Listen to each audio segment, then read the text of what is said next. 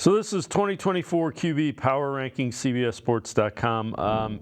It's kind of so they go Mahomes 1. Hard to argue that. Brock Purdy 2.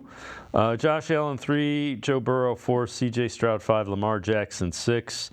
Lawrence 15. Stafford 16. Deshaun Watson 17. Geno Smith 18. Russell Wilson 19. In the rationale, Watson flashed as a play-extending passer in 2024, but only in between abrupt and nagging injuries.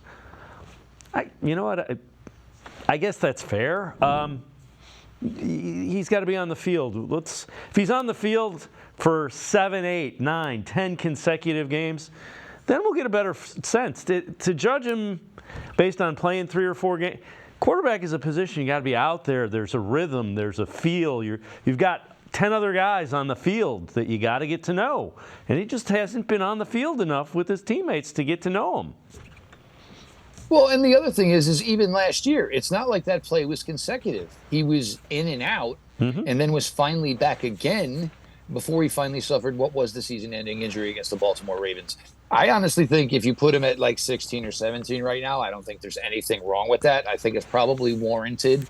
There's some of us who feel he's played better than that. But again, if you're not playing 15, 16, 17 games, it's not necessarily fair that they say, oh, well, he was a top, 5 quarterback, even though he barely played, because, there's a whole unknown process, that we're not basically getting the opportunity to grade because he was unable to go.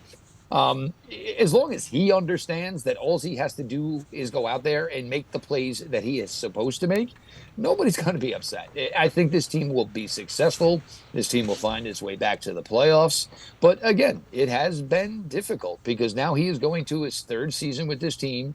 And it was bits and pieces year 1. It was certainly bits and pieces year 2.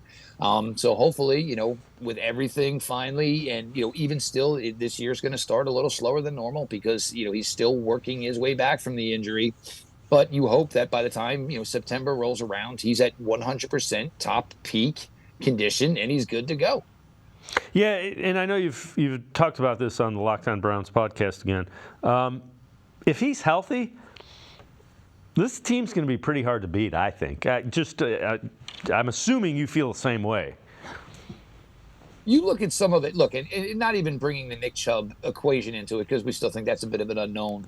You go out there, in 10 personnel or maybe say, 14 personnel. You're going to go out there with Deshaun Watson as your quarterback. You want to play your receiving running back. You can play Naheem Hines. You can play Jerome Ford. You're still going to be able to have David Njoku on the field, Elijah Moore, maybe Cedric Tillman, maybe Jamari Thrash, Jerry Jeudy, Amari Cooper. There's not a defense in the world that is going to be able to, take into account and cover all of these people as long as Deshaun gets proper pass protection, of course. But there's not a defense in the world that's going to be able to cover these guys it's just not feasible. So therefore, the success should just come, and it should be pretty easy to do. Look, they've hedged their bets. They've doubled down on the contract and the move they made for Deshaun Watson by putting in what they did to Amari Cooper, putting what they did into Elijah Moore, putting what they did into Jerry Jeudy.